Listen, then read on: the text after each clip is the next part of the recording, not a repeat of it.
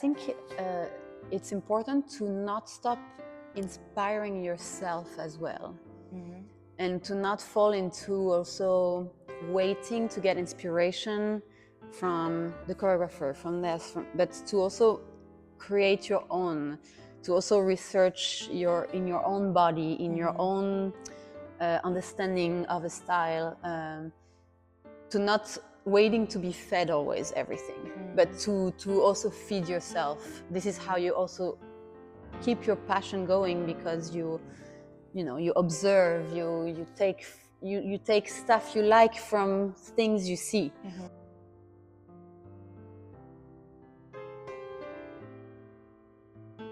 Cześć, dzień dobry, witam Was znowu i ponownie w kolejnej rozmowie wyjątkowej. Jest to rozmowa z Chloé Albaret, która jest wyjątkową i wspaniałą tancerką i myślę, że wielu z Was ją zna i kojarzy, więc zaraz przejdziemy do tej wspaniałej, inspirującej rozmowy. Tymczasem chciałam przypomnieć Wam, żebyście pamiętali o tym, żeby kliknąć sobie dzwoneczek, żeby być na bieżąco ze wszystkimi naszymi aktywnościami, żeby nas zasubskrybować i żeby kliknąć łapkę w górę. So I think we can start, yes. And I'm super happy that you're here. And tomorrow you will lead the workshop in our space, and we can't be more grateful for this. But we all know that you came here for also another reason. So maybe you want to tell us something more about this? Or... Yeah, so I came to Poznan last May, June. Last year to set a piece with the opera, a piece of Paul Lightfoot and Sol Leòn. I'm a stager for them, and I went for 5 weeks, I think, with a colleague of mine, and we worked there. And they asked me to come back to prepare another cast to perform next week.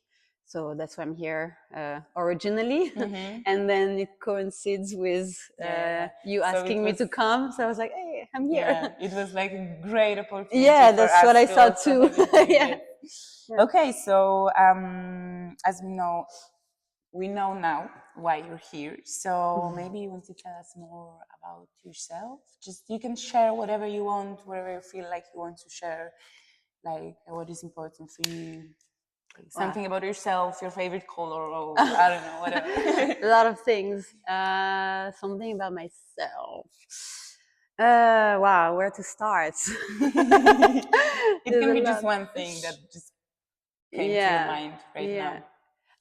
Right now, if I talk about right now, I just feel grateful to be able to move to so many places around the world, to actually meet new people all the time, to be able to share what I love to do with so many people, and to have that freedom somehow to do that.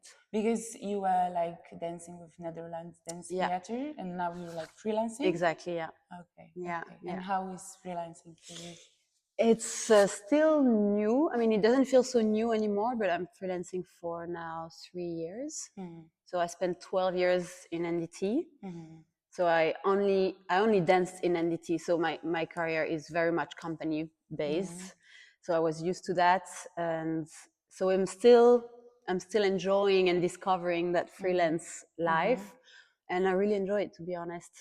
I really enjoy it. Yeah, I enjoy the constant new, the variety of and to wear different hats, and I feel like each project I can really be more in, because I know that at some point it comes to an end, and then I will have another one. So each project has I give it all my focus in the time that I'm there, opposed to being in a company after many, many years. Sometimes you can feel like you are in that working routine, you know. So yeah. Okay, so while you've been in NDT, you've been working with many different choreographers, right? So maybe is there one or more that you remember forever, or like? I mean, I worked with many people that I think everyone know, that I had beautiful experiences with, like Hofesh, like Crystal Pite, Paul and Sol, of course, because I did a lot of pieces from them. Also William Forsythe, Ohad, Jirí Kylián, of course, I feel like every choreographer that I got the chance to work with left a little something with me anyway. Yeah. But of course, I worked a lot with Paul and Sol, and also with Imre and Marne van Opstal. They came later in my career because they started to create later, but they are also a big part of my dancing. I feel. Yeah. This is nice, and now I think I will skip to another topic and question, because as I saw in your bio, you started dancing when you were like 15, right? And for some people, starting your dancing journey way in this age might be like you might be too old for just doing this, or develop yourself to become a professional dancer. So like, you're really brilliant now, and I think many people admires you and see the good work that you do. So maybe you want to tell us more how it was for you to start, and why maybe you started in this age, how you fell in love in dancing, and what it gave you in this age. Yeah. Well, I feel like as long as I can remember, I loved dancing. So even when I was much younger, I always loved to dance, like in a, I don't know, family party or anywhere there were music. I loved to move. And I actually had dance in my family already. I have 2 aunts that have a dance school. But they were like, we were not geographically very close to each other. So of course I would have gone there otherwise, but it wasn't really possible. I grew up more in a mountain ski, snowboard, like horse riding, like this kind of of sports, and dance wasn't really around. Otherwise, I think I would have started earlier, to be honest. And then we moved to a bigger city, and I found a school. It was a modern jazz school, and then I started when I was almost. So you started from like doing modern jazz and stuff. Okay. Yeah, that was my first classes of modern jazz. Yeah, and this is where I learned actually, like, even in modern jazz, you learn the position, and you learn, like, I didn't know anything. I just wanted to do dance, and I think very quickly I started to really enjoy it. I mean, in the beginning I was like lost, of course, because you get there and some girls, are already dancing for since they're kids. So it took me a second to like maybe understand the system of some things, but the movements, because I always loved to move instinctively, that started to catch up, and I started quickly to connect to something else than the technical things, but to feel good doing the movements. So inside, to feel like, oh, it feels right in the body, start to feel more and more right. And that gave me, it's like you give a sugar to a kid and he gets addicted and he wants more. It was a little bit like that, So it was also about listening the body, and like you said, it was like the instinct. Yes, like how it made my body feel. It just felt good. And then, I don't know, it became like a little drug somehow, like a little passion. I just wanted to go to my next dance class and feel that again. So yeah, quickly I became really in need to have this in my life. And I was lucky also to be encouraged. Like I felt also from my teacher that she was surprised by the quick maybe progress. All of a sudden something clicked, and she saw me kind of like make a big step. So I don't know, I guess as a teenager, I was a bit of a rebellious teenager, not an easy one. And I had a relationship with adults that was a little bit conflictual. And there, for the first time, I felt like I was encouraged by actually adults or people seeing me do like this. You were understood by the... Yeah, all of a sudden I felt like people, like they were looking at me like, oh, wow, I see maybe I see something. So I guess there was a combination of feeling seen and at the same time feeling so much good stuff inside of myself. So it was like external and internal discovery in a way. Yeah, it also sounds interesting, like it gave you a way to express maybe all of those teenage feelings. Yes, exactly. Yeah, it gave me this place where to put things that I couldn't explain. And then very quickly I felt oh, this is what I want to do. But to be honest, I think he was very a little bit dreamy. Like I wasn't realistic in this moment, which was good. I just said I wanted to be a dancer, but of course, you know, I guess if it would be now and I would see like Instagram and all the dancers and all the stuff, I would have felt like, oh wow, I will never get there. Yeah, but now it's also but at the different, time, right? you know, I didn't have any information. I didn't have visuals of anything. I didn't know anything, no companies, no schools, nothing. I just felt I want to be a dancer. Okay, now So where you do I just go? followed the I was like, path. I know I want to do this. Now what do I do? You know, where do I go? What is the start? So I researched. My aunt helped me. One of my aunts that has a school, and we found like a pre-professional school that maybe I could audition. And I stopped high school in that moment to go live with her and train in her school to prepare for auditions. So I also big decision to stop like normal school. My mom followed through. My dad is a little bit harder, but he kind of followed through too.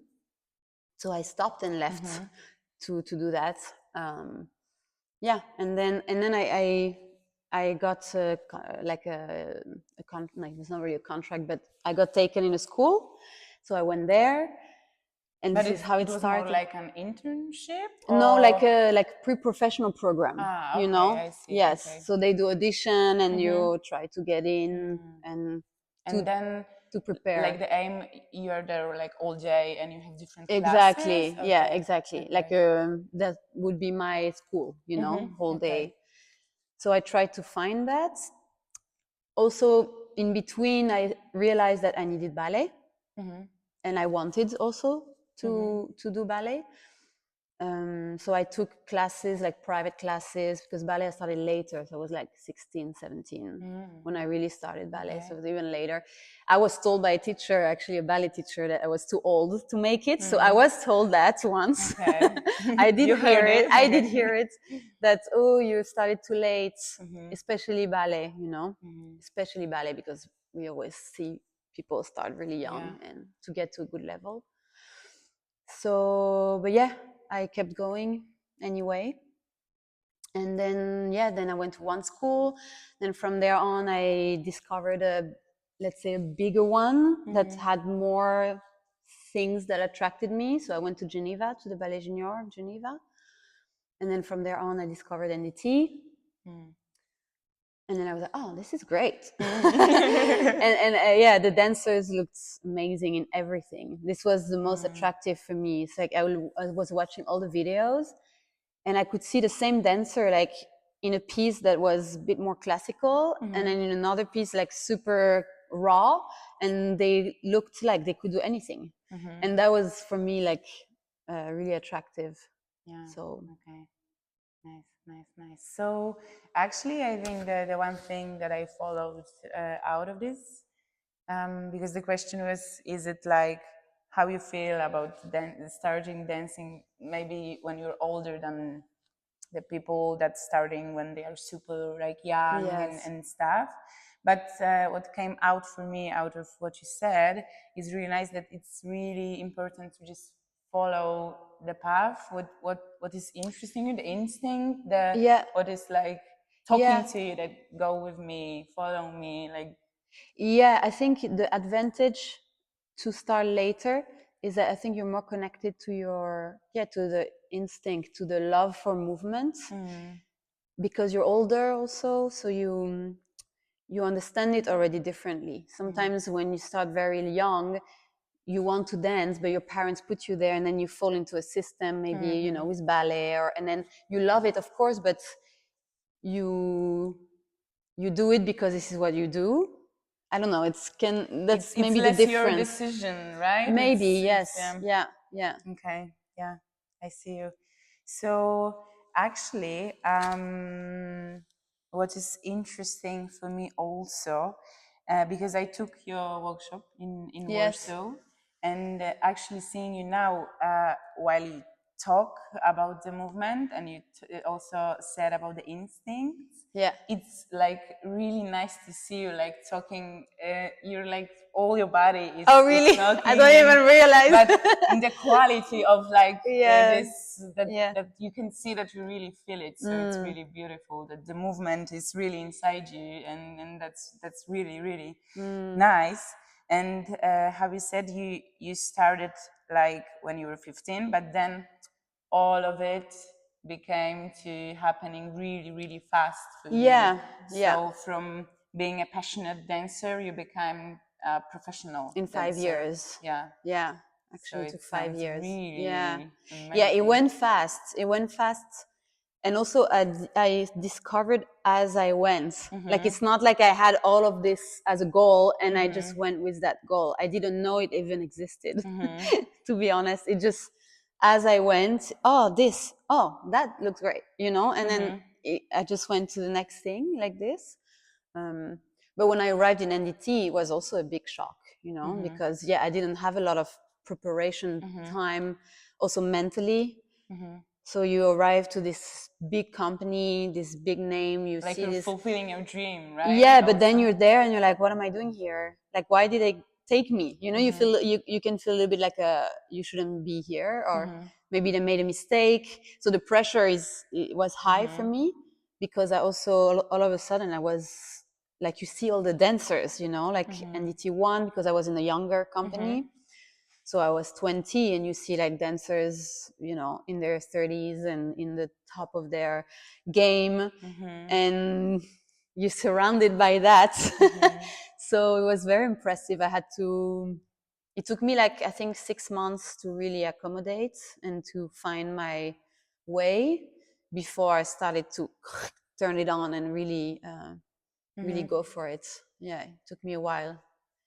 Yeah, okay, so I know some people who are like professional dancers and doing it as a career, as a profession, but they are like fighting also the burnout of doing this, because there's a lot of pressure, there is a lot of people that might be better, or there's a lot of people for your place, right, in the company or something. So how it was for you to keep the passion with you? I think it comes back to starting late in a way, maybe. Okay. I feel like I was so hungry and everything was new. And this is also what I love in NDT, is because we did so many different choreographers' work and style, and so I really enjoyed being this chameleon. This is something I really enjoyed. Some people they love to find a choreographer and to really dig in one style. And for me, I know that I love to dig in one style, but then I needed some other food also. Like I loved to switch, to transform, to find myself in this world and also in this one and in this one, and to absorb the style of all choreographers that I was working with, and put it in my body and making it my own, So like changing maybe the surroundings, and also the approach to the physicality, because every choreographer has a style or has a certain approach to movements that is specific to them. And sometimes during a day you have maybe 4 rehearsals of 4 different things, so you have to every time switch. And this I really really enjoyed. And I was lucky, I guess, to work with a lot of different people. So I had a nice career there, let's say. Like I always had something else to put my teeth into. So do you feel like doing different materials, like working with different choreographers, might give you more improvement than just working with one through all of your life? Or I think it depends what you strive for, because sometimes what I could feel the downside of that, sometimes I wish to dig deeper in one thing. Sometimes we became NDT dancers, we became so good at being chameleons, but sometimes we felt that we missed the deeper layer maybe in one specific thing. So we had those processes where it was like maybe like a piece from Ohad, and we just did that. We did Gaga every day. And this was really nice because we got the chance to dig deeper into a style. But sometimes you have a creation of a month next to something else, and you have to just get it in your body in that short amount of time, so you don't have that real dig, you know? So I think both have something beautiful. So it's not that you can improve more there or there, it's really what you feel. What you want to do and how. Yeah, because I know amazing dancers that were more a one choreographer, so they were amazing in like one style, but they didn't enjoy so much sometimes being put in something that was not them. They felt uncomfortable. And I felt comfortable being put like this. And I know if I would stay just with one thing for too long, I felt like I was losing other stuff. Okay. Yeah. But was there something that you were thinking that you would like to stay longer with, but it passed and you started new creation? Or you had like enough of every choreographer that you worked with? I think I had enough of every choreographer I worked with. Yeah, because the one project, I mean, like processes where we needed more time, we got more time. Like Peeping Tom, for example, that we got more time than we usually do. So yeah, I don't feel something was really cut short, at least for me. Yeah. Okay, so maybe you would like to share some advice or some thoughts about how not to lose the passion while you work so hard, and like dancing as a professional, as a pro, is like a really hard work, as I can see. So is there something that you would like to say maybe to young dancers that are just starting? Yeah, I think it's important to not stop inspiring yourself as well. And to not fall into also waiting to get inspiration from the choreographer, from this, but to also create your own, to also research in your own body, in your own understanding of a style, to not waiting to be fed always everything, but to also feed yourself. This is how you also keep your passion going, because you observe, you take stuff you like from things you see, So to have time to also be with yourself and to digest what you but are also doing. not to do this, because to also sometimes I feel like some dancers, they also go into I find my thing, and then they create a little bit of this and they stay in their own thing. But I think it's important to find your thing, but also to feel inspired from things you see, from maybe, I don't know, it can be like just one quality that you see in that person, in this movement. You're like, oh wow, that was beautiful. To suck a bit everything, and then to put it in and try to understand it in your own way. Yeah, to inspire yourself also. So it seems like it's also nice to still investigate, like to not to just think that, okay, I'm a dancer and this is what I do, but there's like, this is so wild, like dancing is so wild, and there's so many different languages in dance. So it sounds to me like what you're saying, that it's nice to keep yourself absorbed, like into it, like finding new things. Okay, nice. Yeah, I think so, because then you don't get also bored so quickly, So yeah. Nice. Okay, there's a lot of like really nice and interesting news from you. So maybe is there something more that you would like to just tell us or share, or just like, how is Poznan for you? Do you like Poznan? I actually really love Poznan. Yeah, So I think is it's it a your really nice second city. time here? Yes, Okay. yeah. I mean, last time was spring, so it was a little bit nicer, but now it's still really nice. No, maybe I can say something also for freelancers also as well. That would be nice. Yeah, I think it's the same also that can apply. So when you're in a company, but also when you're freelancing, that you keep on doing that work of building yourself and researching and showing up and being inspired and sucking things around you. Because I think when you're freelancing as a dancer, it can be tough sometimes. Because you always have to put yourself out there, maybe and you a have little to bit. Organize everything by yourself. Yeah. But to keep building yourself, because you don't have that everyday training, right? Or that everyday like rehearsal plan and everything, but to maybe give yourself also a routine, you know, to give yourself some rules that you can keep building your shape, keep building your passion, keep building. By giving yourself direction, I think that can also help. I think I can agree, because I'm also like freelancing, so I think I can apply to this. So I think you answered for all of my questions that I have prepared for us today. So I think it's a nice time to end with this advice for also young dancers and for freelancers and for dancers in companies. I think seeing you talking about this in this light and instinct way is also really nice inspiration, just to take it and just to absorb it and try to maybe feel it. So thank you so much that you came. Thank you. And I can't wait for tomorrow to dance with you. And yes, that was Chloe, and this is me. So, znaczy tak, dziękuję Wam bardzo za tą dzisiejszą rozmowę i do zobaczenia w przyszłym tygodniu.